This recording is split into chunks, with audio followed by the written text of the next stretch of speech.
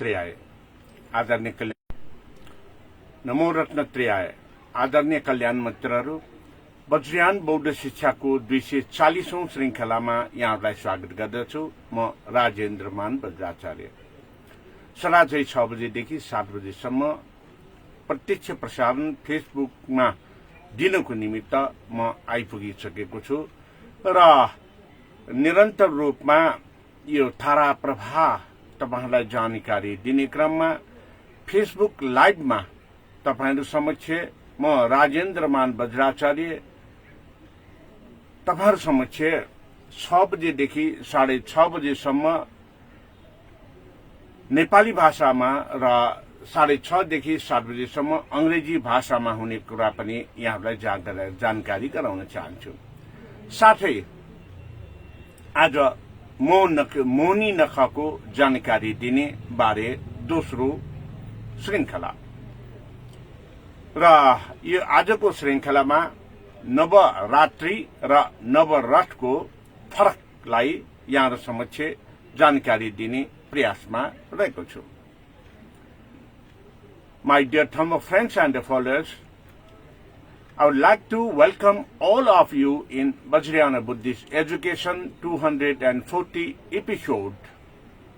In these 240 episodes, as usual, I'm giving live teachings with comparatively since yesterday about Mohini and other religions during the period of Kaulato Pratipada to Purnima, the full moon day. So in today's second episode of Mohini and others comparative teachings, today I will give you the differentiation between Navaratri and Navaratha, little bit detail about the 10 days program of Navaratri and Navaratha. So, my dear Dhamma friends and the followers, please stay for 1 hour with me, because it is utmost important to have knowledge in our cultural life. And also, not only the cultural life, these are the practices to be healthy in our surviving. That's why please stay and carefully have a knowledge about Navaratri and Navaratha in today's second episode of comparative study of Mohini and Vijayadashmi, Dasai, Dasara and Peace Day. That's why, first of all, I would like to describe it in Nepali language. आदरणीय कल्याण मित्रहरू, यहाँलाई थाहा नै छ 6 बजेदेखि 6:30 बजेसम्मको यस कार्यक्रममा आज म नवरात्रि र नवरथको बारेमा केही विवेचनात्मक प्रस्तुति गर्न गइरहेको छु। नवरात्रि भनेको यो दशैं विजयादशमी मनाउनेहरूले कौलाठो प्रतिपदादेखि कौलाठो दशमीसम्म एका बिहान शक्तिपीठहरूमा गएर पूजा आराधनाका साथ मनाउने पर्व हिन्दू धर्म अनुसारको पर्व हो भने नवरथ भनेको बौद्ध प्रचलन अनुसारको यो चाहिँ पर्व हो, जुन नवरथकार मेलामा एका बिहानै सर्वप्रथम आफ्नो घरमा मुख धोइसकेपछि तीर्थस्थलहरूमा गएर स्नान गर्ने र चैत्य बालुवाको बनाएर अर्घाचन गर्ने र त्यो पीठको त्यो तीर्थको मूल नागराजालाई अर्घाचन गर्ने हो।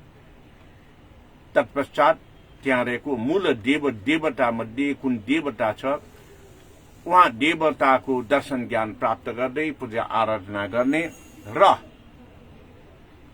त्यो समयमा त्यो तीर्थको बारेमा महत्वपूर्ण जानकारी प्राप्त गर्ने, अर्थात् त्यो तीर्थमा रहनुभएका नागराजको महत्व के हो, त्यो तीर्थमा नुहाउँदाखेरि के वस्तुले नुहाउने हो र ती वस्तुहरूको महत्व के हो भन्ने कुरा हामीले यसलाई चाहिँ बुझ्न अति जरुरी हुने गर्दछ। तसर्थ आजको कार्यक्रम भनेको सर्वप्रथम म यहाँलाई जानकारी गराउन चाहन्छु। मोहनी नख विशेष गरेर म प्राथमिकताका साथ यहाँहरूलाई जानकारी गराउनेछु, किन भन्दाखेरि यो वज्रयान बुद्धिस्ट कार्यक्रम, वज्रयान बौद्ध शिक्षाको कार्यक्रम हो। तर पनि हामीले अन्य धर्मको बारेमा पनि जानकारी राख्नु हाम्रो लागि फलदायी नै हुने कुरा हुँदाखेरि अन्य धर्मको बारेमा पनि केही जानकारी दिनेछु। मोहनी कौलाथो प्रतिपदादेखि पूर्णिमासम्म मनाइने 15 दिने कार्यक्रम हो भने पनि हुन्छ, जसमध्ये कौलाथो प्रतिपदाको दिनबाट प्रारम्भ हुने 2वटा कार्यहरू हुने गर्दछन्। पहिलो कुरा, सर्वप्रथम नदीहरू, अर्थात् सर्वप्रथम त अझ भन्ने हो भने आफ्नो घरलाई सफा सुग्घर गर्ने, लिपपोत गर्ने र लिपपोत गरेर सफा सुग्घर गरिसकेपछि हिन्दू परम्परा अनुसार घट स्थापनाको निमित्त वेदी तयार गर्ने र मोहनी नख मनाउने हिन्दू र बौद्धहरूको अनुसार नला स्वा पिए, अर्थात् जसलाई दुवै भाषामा एउटा भन्ने प्रचलन भइसकेको छ, जमरा रोपनको निमित्त तयार गर्ने। यसरी जमरा रोप्नको निमित्त अर्थात् नला स्वा जमरा रोप्ने भनेपछि हिन्दू परम्परा अनुसारको यो घटस्थापनाको विधि हो भने नला स्वा पिएगो भनेपछि बौद्ध वा नेवा हिन्दू धर्म अनुसारको विधि विधान हो। प्राय घटस्थापना जमरा रोप्दाखेरि यो जुन्य धान जौको रोपन गर्ने गरिन्छ भने नला स्वा पिएगोमा जौ र अनि मकै रोप्ने गर्दछ। यसरी एउटा विशेष साइटमा घटस्थापना जमरा रोप्ने र विशेष साइटमा नला स्वा पिएगो गर्ने यो चाहिँ रोप्ने कार्यक्रम पूजाका साथ प्रारम्भ हुने गर्दछ। र जमरा रोप्ने हिन्दू परम्परा अनुसार यसरी रोपिएको जमरामा कौलाथो प्रतिपदादेखि दैनिक पूजा गर्ने र पूजालाई विसर्जन गरेर प्रसाद ग्रहण गर्ने गरिन्छ भने नला स्वा पिएगोमा दैनिक रूपमा पूजा गरिन्छ तर विसर्जन गरेर प्रसाद लिने गरिँदैन। एउटा निरन्तरताको प्रतीक हो भने एउटा ईश्वरीयताको ज्ञानको निमित्त गरिने यो एउटा प्रचलन हो। तसर्थ आदरणीय कल्याण मित्रहरू, जब हामीले यो घट स्थापनाको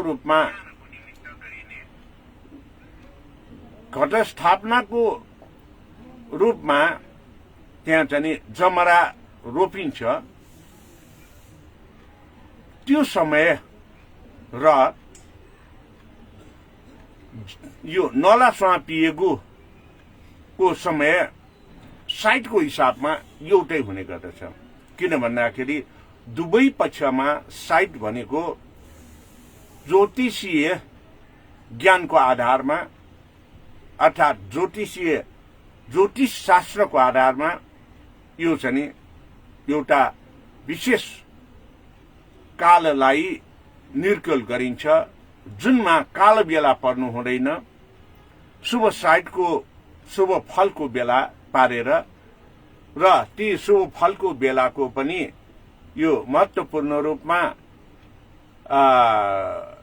यो शुभ साइटलाई चाहिँ यसले प्रतिबिम्बित गर्ने हिसाबले यो जमरा रोप्ने वा नला स्वापिएको कार्य गर्ने गर्दछ। तसर्थ यसरी यो नला स्वापिएको गर्ने र जमरा रोप्ने कार्यमा जब हामी अग्रसर हुने गर्दछौं, यो अग्रसर हुँदाखेरि जुन साइटको कुरा गरेँ, त्यो साइट भनेको मैले अघि पनि भने यो काल बेलाको साइटमा पर्नु भएन। काल बेलाको साइटमा पर्नु भएन र यसरी यो चाहिँ साइटलाई चाहिँ शुभ साइटको रूपमा र फलदायी चाहिँ समयको चाहिँ रूपमा लिने गर्दछ। र यो शुभ साइट र फलदायी समयको रूपमा लिने बेलामा त्यसमा चाहिँ महत्त्वपूर्ण रूपले हामीले फलिफाप हुने भन्ने चाहिँ प्रचलन पनि रहेको छ। अब यो नला स्वापिएको सन्दर्भमा म भोलिको कार्यक्रममा विस्तृत रूपमा जानकारी गराउनेछु भने आजको कार्यक्रममा नवरात्रि र नवरथको बारेमा यहाँलाई जानकारी गराउन गइरहेको छु। हिन्दू परम्परा अनुसार कौलाठो प्रतिपदाको दिनदेखि कौलाठो दशमीको दिनसम्म, विशेष गरेर अझ चाहिँ नवरात्रि भनेर प्रतिपदादेखि यो चाहिँ नवमीको दिनसम्म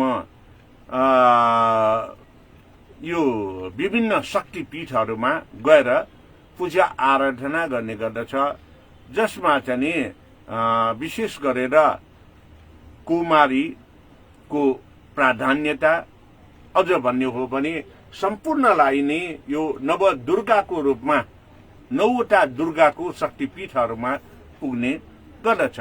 यसरी 9वटा दुर्गाहरूको शक्तिपीठमा गएर यो नवरात्रि मेला मनाइन्छ भने वज्रयान बौद्ध परम्परा अनुसार, नेवा परम्परा अनुसार 9वटा तीर्थहरूमा गएर त्यहाँ चाहिँ स्नान गर्ने गरिन्छ। अब शक्तिपीठ भनेपछि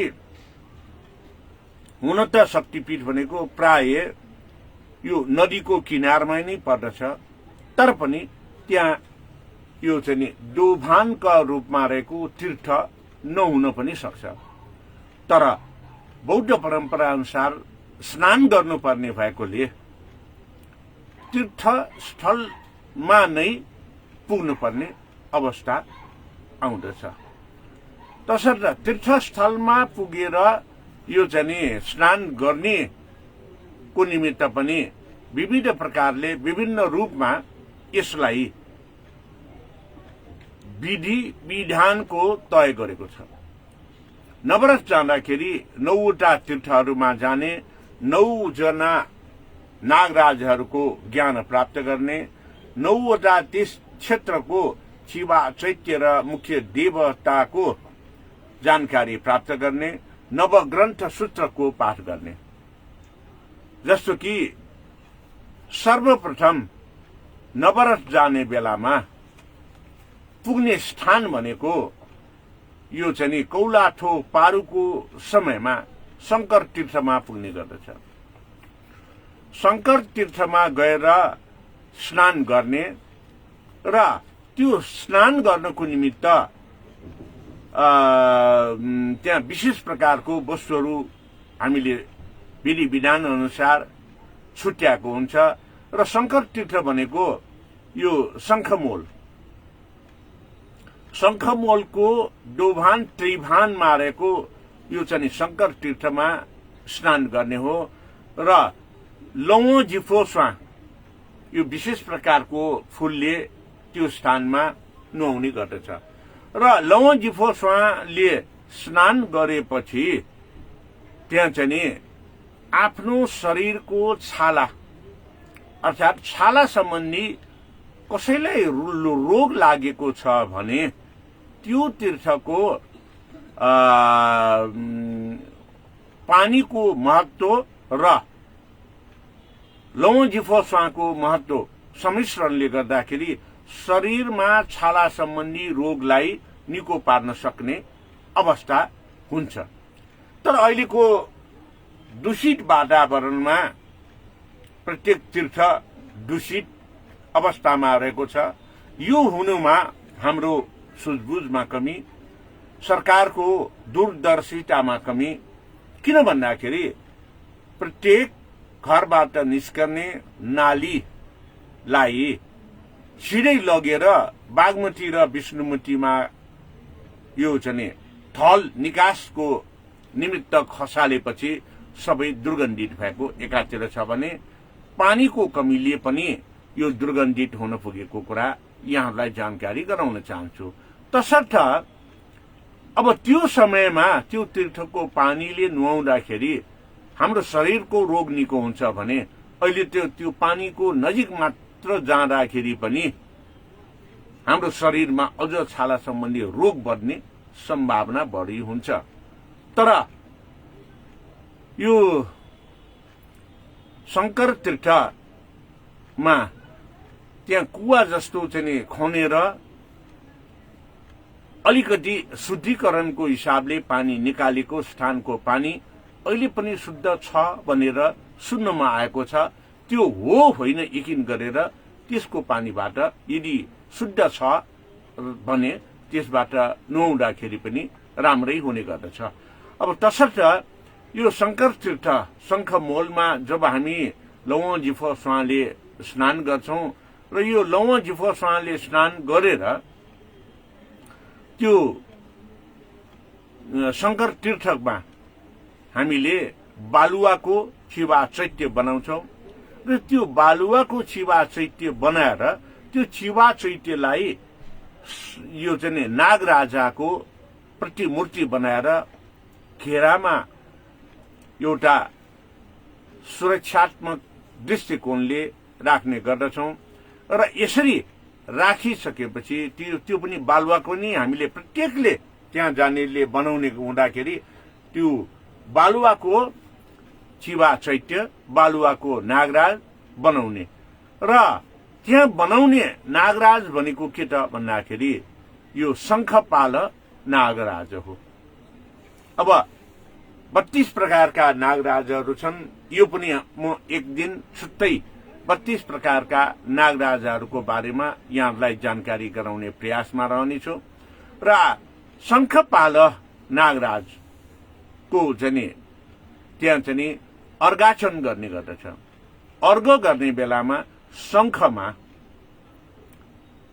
दास्वा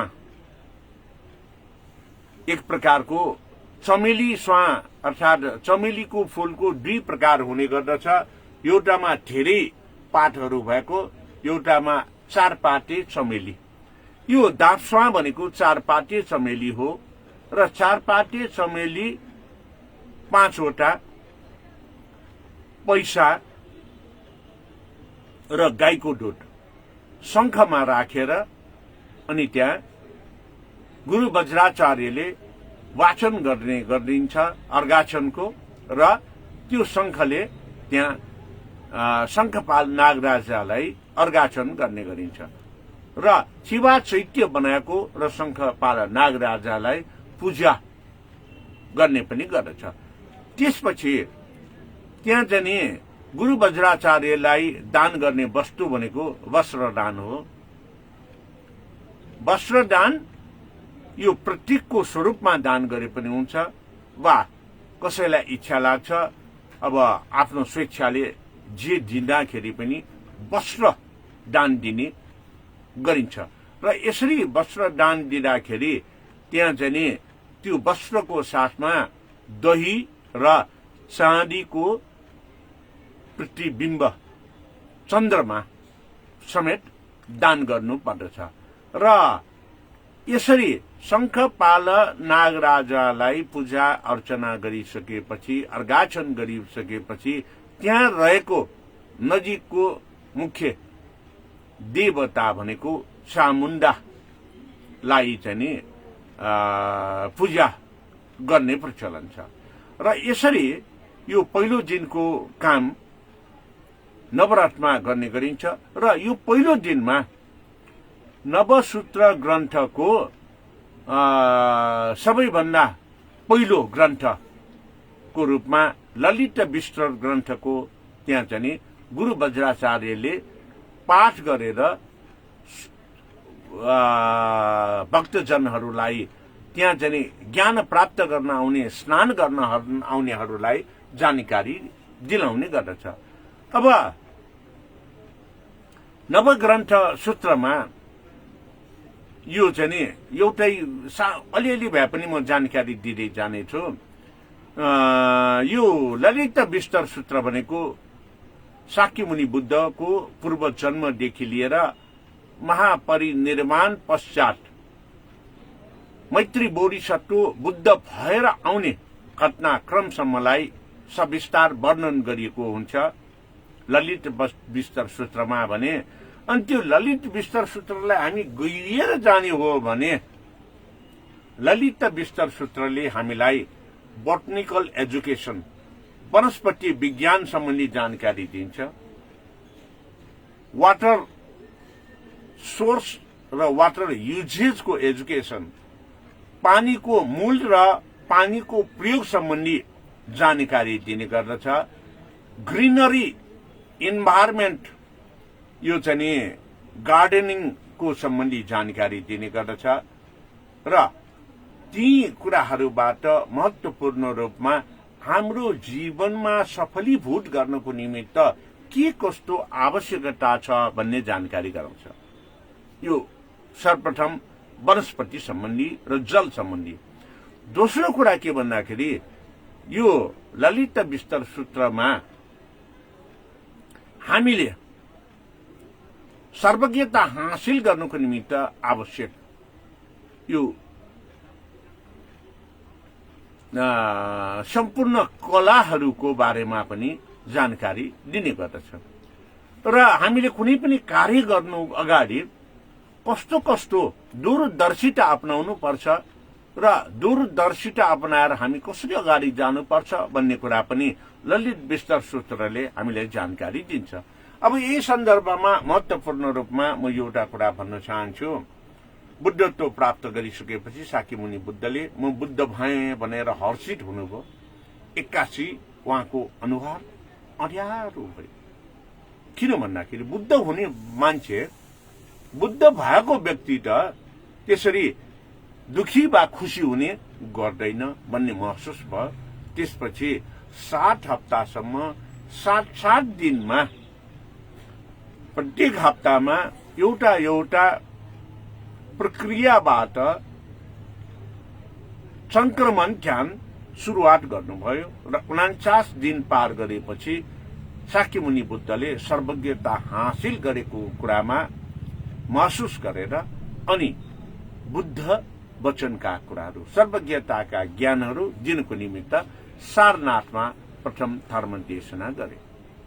तसर्थ संक्रमण अब अहिले हामीले भन्दाखेरि कुनै पनि कुरा हामीले सिक्यौं, हामीले आर्जन गर्यौं। अब त्यो सिकेको आर्जन गरेको कुरालाई प्रयोगाभ्यास गर्ने। त्यो प्रयोगाभ्यास कस्तो भन्दाखेरि अहिले मेडिकल साइन्स पढेर डाक्टर बनेर एमबीबीएस पास गरेकाहरूलाई 1 वर्षसम्म इन्टर्नशिप भनेर विशेषज्ञ विज्ञहरूको निगरानीमा काम गराउँदछ। यसरी विशेषज्ञ विज्ञहरूको निगरानीमा काम गराउने भनेको जस्तै नि स्वयं शाक्यमुनि बुद्धले सुपरीक्षणको निमित्त अभ्यास गरेको यो 49 दिनको समयावधिलाई संक्रमण भनेर भन्ने गरिन्छ, जुन संक्रमणको कुरा पनि यही ललित विस्तार सूत्रमा उल्लेख गरेको छ, जुन शंकर तीर्थमा यो चाहिँ यस बारेमा जानकारी दिने गर्दछ। र यसै गरेर शंकर तीर्थमा यो जानकारी दिए पश्चात क्रमशः यो नवसूत्र ग्रन्थको बारेमा एउटा एउटा तीर्थमा एउटा एउटा जानकारी दिएर जाने प्रचलन छ, जसको क्रमशः म जानकारी गराउँदै जानेछु। र दोस्रो दिन अर्थात कौलाठो दुटियाको दिनमा निर्मल तीर्थमा गएर एका बिहानै स्नान गर्ने नवरस जाँदाखेरि, र निर्मल तीर्थमा गएर यो चाहिँ स्नान गरेपछि त्यहाँ निर्मल तीर्थमा रहेको स्थान भनेपछि भच्चाखुसीमा पर्दछ, र जहाँ चाहिँ सुविशुद्ध धर्मधातु विहार रहेको थियो, र सुविशुद्ध धर्मधातु विहार कहाँ थियो भन्दाखेरि अहिलेको शोभा भगवती स्थापना गरेकै वेदी आसनमा छ। अहिले पनि तपाईँ जानुहोस्, अगाडिबाट पूर्व फर्केको शोभा भगवती छ भने त्यसैको पछाडि जोडिएरै त्यहाँ सुविशुद्ध धर्मधातु यो चाहिँ बिहारको महाविहारको त्यहाँ छिवा चैत्य रहेको छ। र यो चाहिँ तीर्थमा निर्मल तीर्थ हो। निर्मल तीर्थमा स्नान गर्ने वस्तु भनेको करबीर फूल, जसलाई कनिग स्वाहा भनेर भन्ने गरिन्छ। यो करबीर फूल कनिग स्वाहा विशेष गरेर आवश्यकता कहिले पर्छ भन्दाखेरि हाम्रो यो गठामुगको समयमा बलि भाण्ड तयार गर्दा वा कुनै पनि समयमा बलि भाण्ड तयार गर्दाखेरि यो करबीर स्वाहा फूल अर्थात कनिग स्वाहा अत्यावश्यक हुने गर्दछ, जसले गरेर कीट पतंग जस्तो कि लामखुट्टे वा यो चाहिँ छिङ्गालाई चाहिँ भगाउने काम गर्दछ। र यहाँ चाहिँ यो तीर्थ अर्थात निर्मल तीर्थमा हामीले चाहिँ चैत्य बनाएर अनि त्यहाँ नागराजको प्रतीक बनाउने भनेको अपाल नागराज हो। र दान गर्ने वस्तुमा पुवा जाकी भनेको आदि धान आदि चामल मिसाएको, जसलाई यो पुवा जाकी यो तेतकी जाकी भनेको आदि धान र आदि चामल मिसाएकोलाई तेतकी जाकी भनेर भन्ने गरिन्छ भने पुवा धान भनेको पुवा जाकी भनेको यो नयाँ चाहिँ धानको चामललाई चाहिँ त्यहाँ चाहिँ दान गर्ने प्रचलन छ भने, अनि जुन चाहिँ तामाको चक्की एउटा क्वाइन जस्तो सिक्का जस्तो तामाको बनाएर दान दिने र लुटी अजिमालाई चाहिँ त्यहाँ चाहिँ पूजा गर्ने प्रचलन रहेको छ। र त्यहाँ बनाउने चैत्य भनेको यही सुविशुद्ध महाविहारको छिवा चैत्यको प्रतीकको रूपमा बनाउने हो। यसै गरेर क्रमशः यो चाहिँ तेस्रो दिनमा पुण्य तीर्थ, चौथो दिनमा इच्छुमती तीर्थ, पाँचौं दिनमा पञ्चनाली तीर्थ, छैठौं दिनमा मनोरम तीर्थ र सातौं दिनमा देव तीर्थ, आठौं दिनमा चिन्तामणि तीर्थ र नवौं दिनमा निधान तीर्थमा स्नान गर्ने प्रचलन रहेको छ। र त्यसै गरेर यो 10औं दिनमा समापनको स्वरूपमा शान्त तीर्थमा गएर चाहिँ स्नान गर्ने र शिवा चैत्य बनाएर पूजा गर्ने र नागराज बनाएर चाहिँ त्यहाँ चाहिँ अर्घासन गर्ने गरिन्छ। अब यस सम्बन्धी विस्तृत विवरण म क्रमशः दिँदै जानेछु। यो नवरथको बारेमा निरन्तरता भोलिको कार्यक्रममा पनि दिने गर्दछु। जसरी आज मैले ललित विस्तर सूत्रको बारेमा सारा संक्षेपमा एउटा पंक्तिमा जानकारी गराए। ललित विस्तर सूत्र भनेको बुद्ध जीवनी हो। ललित विस्तर सूत्र भनेको यो बोटनिकल स्टडीज हो, वनस्पति विज्ञान हो। ललित विस्तर सूत्र भनेको जीव विज्ञान हो। ललित विस्तर सूत्र भनेको यो चाहिँ कला कौशलताको निमित्त स्किलफुल मिन्सको चाहिँ यो चाहिँ अभ्यास हो। ललित विस्तर सूत्र भनेको जल विज्ञान हो। ललित विस्तर सूत्र भनेको खगोल विज्ञान हो। ललित विस्तर सूत्र भनेको वातावरणीय विज्ञान हो। यसरी नै ललित विस्तर सूत्रलाई हामीले अध्ययन गरेको खण्डमा तत्कालीन समयमा शाक्यमुनि बुद्ध हुनको निमित्त जन्मनुभएका सिद्धार्थ गौतम जन्मेको वातावरणको अनुभव र अनुभूति त्यो बेला कस्तो थियो होला भनेर हामीले सहजै अनुमान गर्न सकिन्छ। जस्तो कि रुमनदेही लुम्बिनी वनमा रहेको पोखरीमा स्नान गर्न साथ के भयो त भन्दाखेरि माया देवीलाई गर्भ पीडा भयो र तुरुन्तै बच्चा जन्मे। अब परम्परागत प्रचलनमा जसरी यो स्नान गरिसकेपछि हामीले त्यो ठाउँको पानी पनि पिउने गर्छौं परम्परागत प्रचलनमा। तर अहिले त त्यसरी पिउनु बिल्कुलै मिल्दैन। त्यसरी पानी पिएपछि र नुहाएपछि माया देवीको गर्भको चाहिँ पीडा हुन थाल्यो र सिद्धार्थ गौतमको जन्म भयो। भनेपछि पक्कै पनि यहाँलाई थाहा छ होला, यदि यो मेडिकल औषधिहरूको बारेमा जानकारी छ भने वा यो कार्यक्रम तपाईहरूले कुनै पनि चिकित्सकीय ज्ञान भएका वा चिकित्सकहरूले हेरिराख्नु भएको छ भने, अझ भन्ने हो भने गाइनोकोलोजिकल र अस्ट्रेसियन गाइनोकोलोजिस्टहरूले चाहिँ हेरिराख्नु भएको छ भने सायद म गल्ती पनि हुन सक्छु। तर पनि मेरो स्मरण शक्तिले स्मरण भएसम्म जो व्यक्तिको नर्मल डेलिभरी हुन प्रसव व्यथा भएर पनि सामान्य यो चाहिँ बालक जन्माउने, बालिका जन्माउने, बच्चा जन्माउने व्यथा हुँदैन, त्यो अवस्थामा प्रसव व्यथाबाट बच्चा जन्माउन दिनको निमित्त सलाइन वाटरमा इर्गोमेट्रिन भन्ने एउटा औषधि मिसाएर सलाइन वाटर चढाउने गर्छ, जसको कारणले यो इर्गोमेट्रिन केमिकल औषधिको कारणले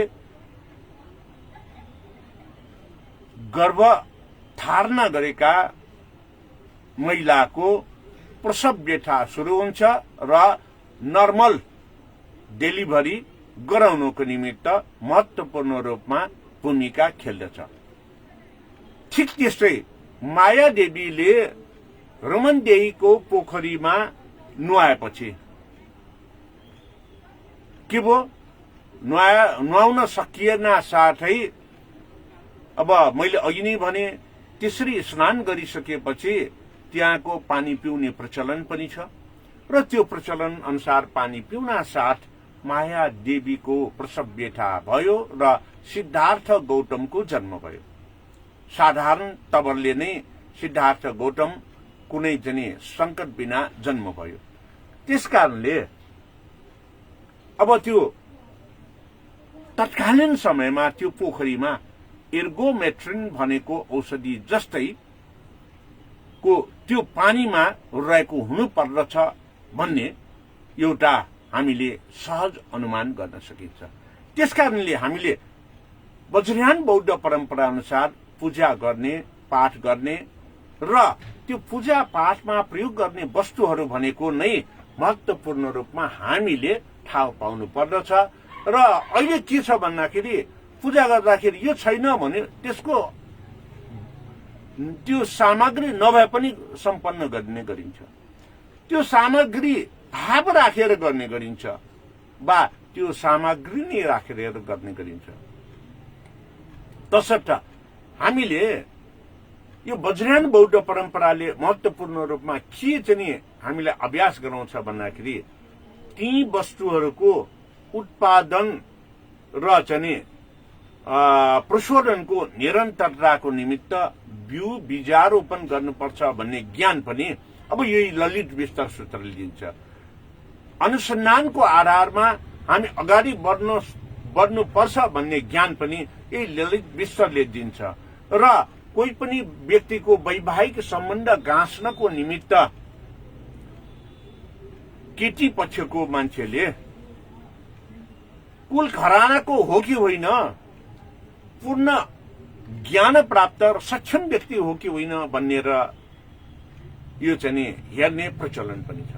त्यसै गरेर ललित विस्तार सूत्रमा के भनेको छ भन्दाखेरि सिद्धार्थ गौतमको पत्नी हुने यशोधरा, त्यो बेलामा विवाह हुनु पूर्व यशोधरालाई गोपा भनेर भन्ने गरिन्थ्यो, गोपा नाम थियो। गोपाले आफ्नो पितालाई के भनेको थियो भन्दाखेरि मलाई विवाह गर्ने व्यक्ति कला कौशलता सिप युक्त व्यक्ति हो कि होइन त्यसको परीक्षण गरेर मात्रै हेरे, उहाँको अभ्यास हेरेपछि मात्रै म विवाह गर्छु भनेर भनेको थियो। कुल घराना हेर्ने सक्षमता हेर्ने भनेको यही हो।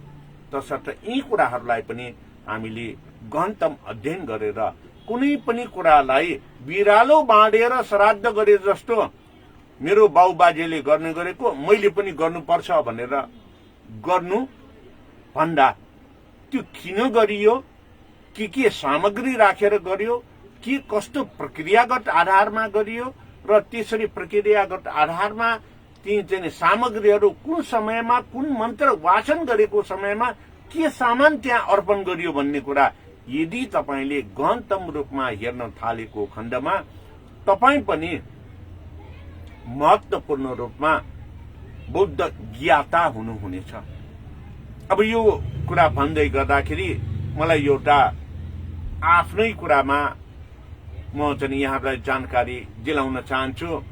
म बच्चैदेखि जब मैले पढ्न पनि सुरु गरेको थिएन, तर कुनै पनि कार्यहरू पूजा पाठ आदि कहीँ कतै गरेको र म पुगेको मलाई लगेको छ भने मैले एकदम निहालेर हेर्ने गर्थे, त्यो किन गर्यो, के राख्यो, त्यो बेलामा के वाचन गर्यो भनेर हेर्ने गर्थे।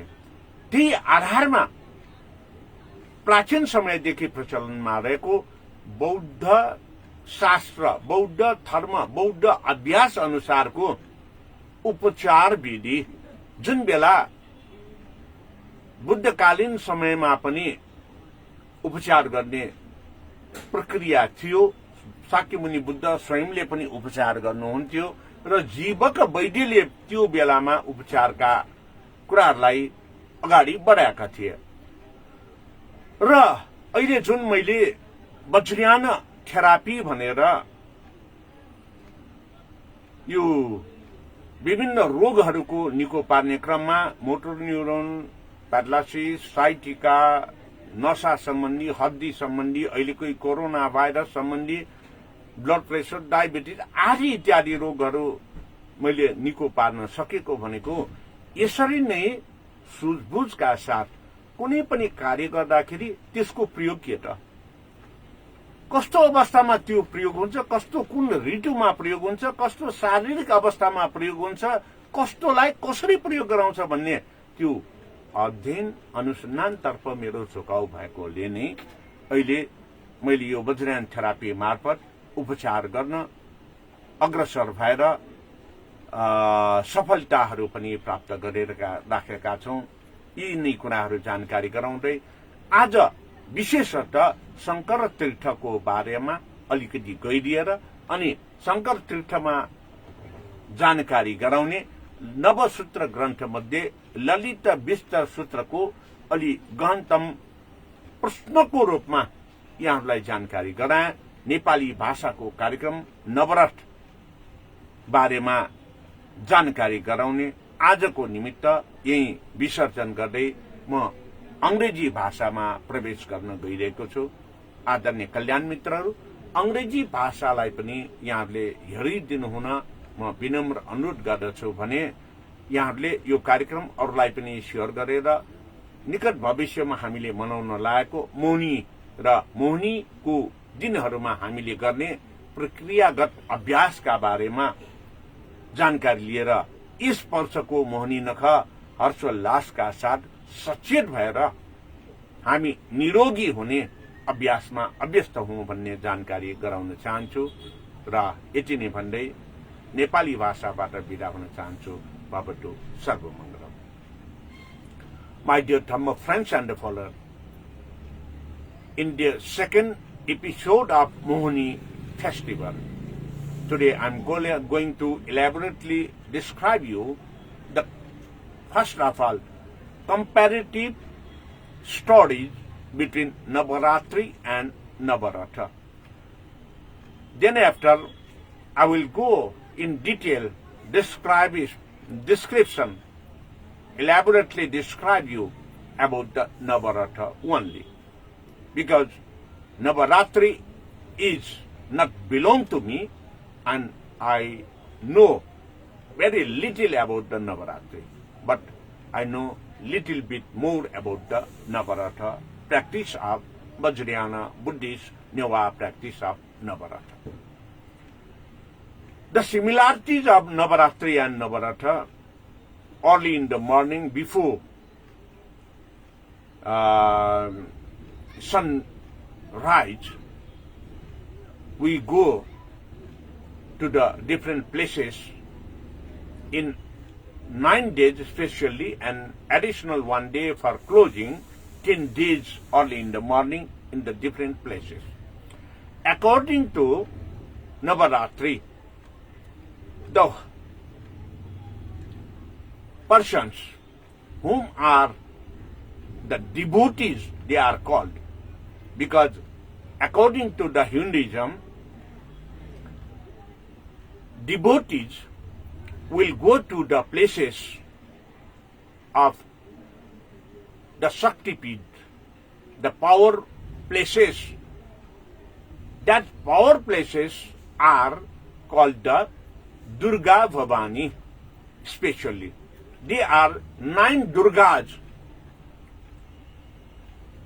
whom the Lady Goddess Durga have special quality of power in different aspects in 9 places. That places are called the Shakti Pitha, especially in aggregates. When the devotees go to that place, we say that place is the Shakti Pitha, power place of the Navadurga. Among the 9 Durgas, there are different meanings of the Durgas: Kaumari, Brahmayani, Rudrayani, in this way. And whereas in Navaratha festival, according to the Neva Hinduism and Neva Buddhism, early in the morning before sunrise, they will go to the river junctions. The river junction is called Tirtha, where the river junction of 2 rivers or 3 rivers will be there. Because of mixing of the water of different rivers, it will make a composition of water medicine. That's why early in the morning we go to that tirthas and we take a holy bath over there at the cross rivers, the junction rivers, with a special type of flowers and objects which is compatible to that water for to cure special type of disease in our body. First of all. Secondly, when we go to the river junctions, at that place there is the junction, the place of residing place of Nagas. In every river junctions there are special quality Naga over there. And to represent that special quality of Naga, we make the sand serpent over there. Surrounding, we also made the Shiva, the stoop over there. And we used to worship to the Shiva Chaitya, and we make offering Argachana to that serpent Nagaraja. When we do the Argachana, the Guru Vajracharya will chant a mantra, and in a conch having the jasmine, there are two types of jasmine we can see. One jasmine have multiple leaves, but one jasmine have 4 leaves. We put 5 number of jasmine which have 4 leaves in that conch with cow milk and a coin.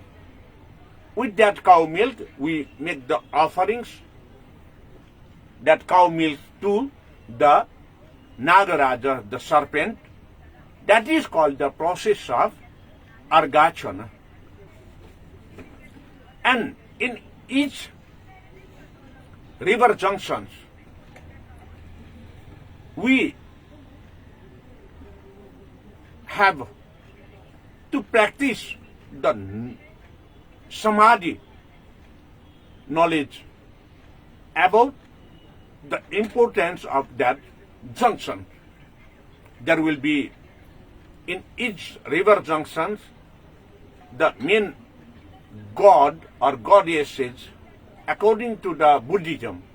When we say God and goddesses, it is the subject matter to have good nature in our life, not the God and goddesses like Hinduism. And we get knowledge about that God and goddesses at that river junction, and we also get the discourses about Navasutra Grantha. Among 9 Granthas, in each river cross junctions, we will get 1 Navasutras, 1 sutra knowledge from knowledge of discourses from our Vajracharya Guru over there. And in this way, we proceed in 9th river junctions, and to celebrate the closing ceremony of Navaratha, we go to the 10th junction as well. And in summarize, we will get the aggregate knowledge about the importance of Navagrantha Sutra, importance of 9 serpents who resided in the 9 river junctions in this way. So, in this process, according to the Vajrayana Buddhism, the practice of Vajrayana Buddhism, in this first day of Mohini, Kaulatho, the 11th month of lunar calendar is Kaula. And on the first day of Kaula, in rising moon day, we go to the Sankar Tirtha. Sankar Tirtha lies at Shankhamola in the cross border of Kathmandu and Patan at Bagmati river. The holy water of Shankar Tirtha is believed that because of bathing with the holy water of the Shankar Tirtha with Lavangi Phosphate, a special type of small flower, if we take a bath with that flower and the water of the holy water of Shankar Tirtha, our body's skin diseases will clear. We can cure our skin diseases. But nowadays, because of water pollution at the rivers, we have not to practice at the tirthas. Though at the Shankar Tirtha there is in the river side, river bank, there is a pond. From that pond till today, if we have taken bath, it is said that they have cured their diseases. That's why for this we have to know detailedly first of all. In the same way, at Shankar Tirtha, when we worship and offering Argachana to serpent, is Sankhapala Nagaraja is resided over there at the river junction of Shankha Mula, Shankar Tirtha. And at that place, it is our respect as well when we get some sort of teachings from our teachers, our gurus, we have practice to offer to the gurus. In this Shankar Tirtha, after having all the knowledge about Sankhapala Nagaraja and the importance of bathing at the Shankar Tirtha and the main deities of the Shankar Tirtha and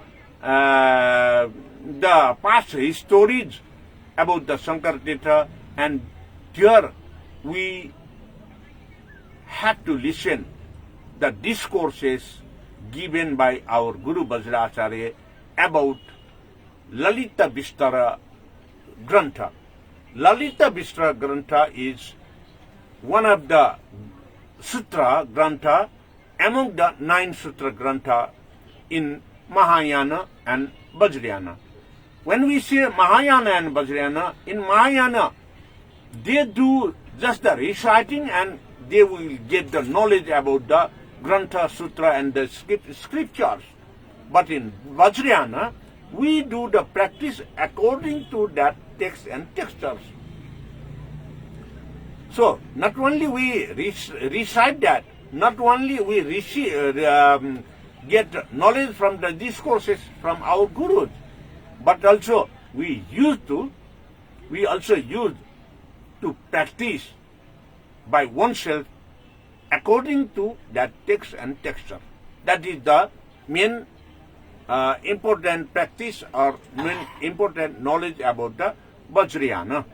So, at a time, we have to offer to Guru Vajracharya the cloth first, and cord, and the silver moon in a small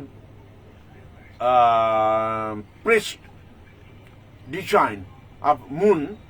It is to be offered after having all the knowledge and getting direction of that tirtha. So, in this way, we used to practice continuously. At that place, Shankar Tirtha, we have to get knowledge about the Chamunda. Chamunda, the main deities of that river junction. And in the same way, the second day, we will go to take a bath at Nirmal Tirtha. In the third day, Punya Tirtha. Fourth day, Ichumati Raja Tirtha. 5th day Panchanali Tirtha, 6th day Manorama Tirtha, 7th day Deva Tirtha, 8th day Chintamani Tirtha, 9th day Nidhana Tirtha. After completion of bathing, holy bathing at the 9 tirthas, 9 river junctions, then to summarize and to closing, to get aggregate knowledge about entire 9 tirthas, we go to the 10th place, that is Santa Tirtha, where we do again all the practices we have done in the 9 tirthas.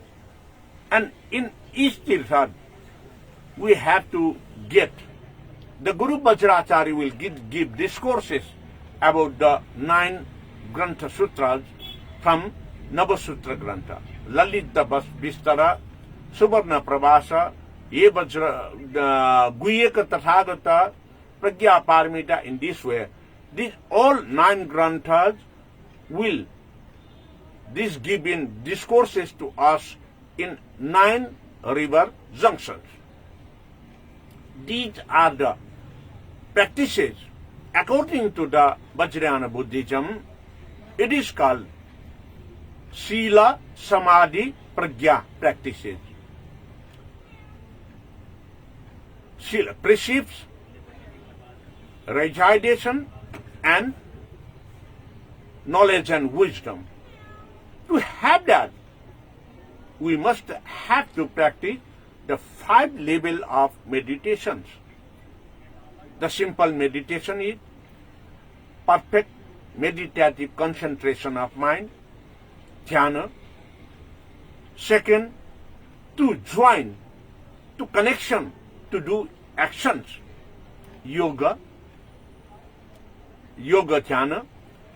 Thirdly, with that concentration of mind and connection in action, to reside in one place, the samadhi and samadhi dhyana. And the fourth one is to monitor whether we are doing, whereas our practice is in right way or wrong. If right way, we should continue. If we are in wrong, we should drop immediately with confession, and we must commit not to do the wrong actions in near future and ever been. And fourthly, we have to do what we have not done yet, if that is utmost important for the sentient beings.